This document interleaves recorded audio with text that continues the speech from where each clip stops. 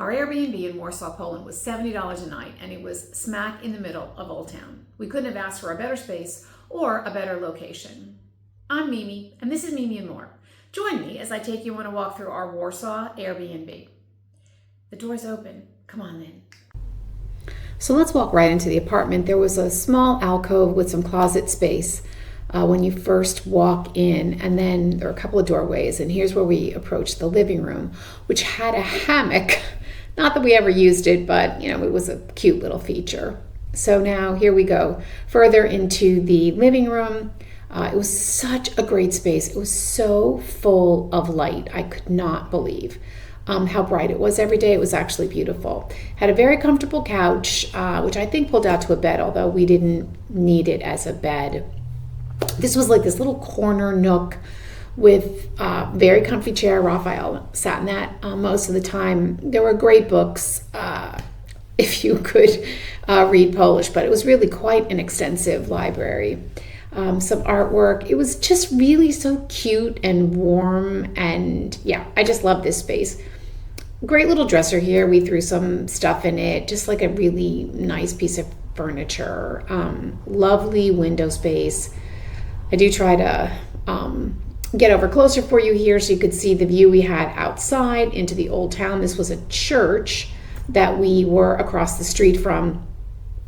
Never really got any noisy. There was like double pane windows. They were really great. It was never hot when we were there, so we were able to have them open a majority of the time. There was our TV. I think it was like a 40 or a 42-inch TV. It worked absolutely great. No problems there. So from the living room, you can enter right on directly into the kitchen. It was a really good kitchen space. There was an adequate table, 4 chairs. They provided some water and some snacks when we got there. Again, just great, really great light. I'm sorry I did a bad job of showing you the height of the windows, but they were phenomenal.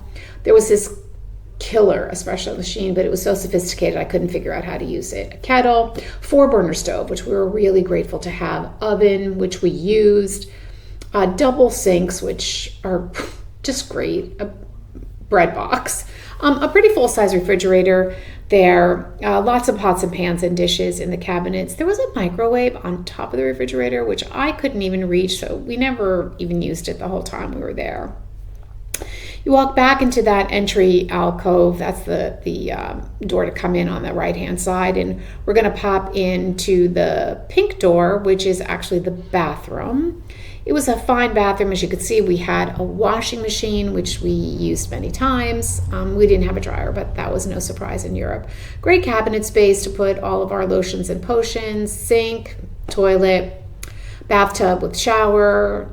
The water pressure was great, no problems there. The bathtub was like a little high. I actually, there was a little stool there. I had to step on the stool to get in and out, but other than that, it was fine. Lots of space in the bathroom, no problems. And then into the bedroom, which was super comfortable.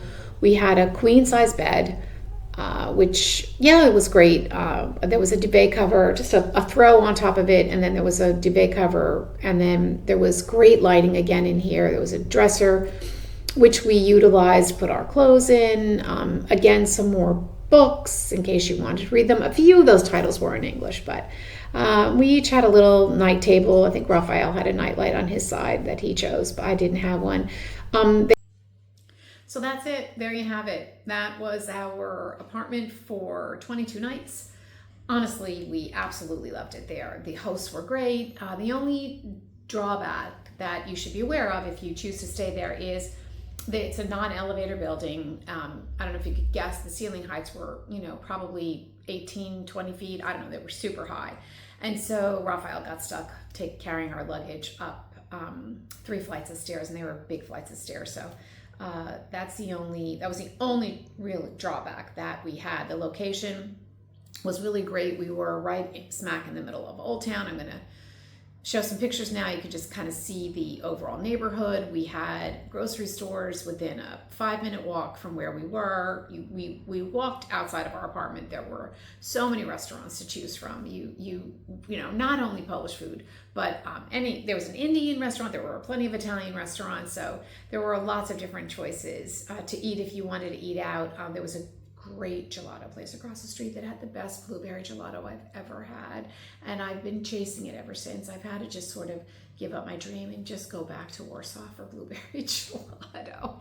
Anyhow, that said, I hope you enjoyed this video. I'm going to put the link in the description to the actual Airbnb in case you're going to Warsaw. I do highly recommend it.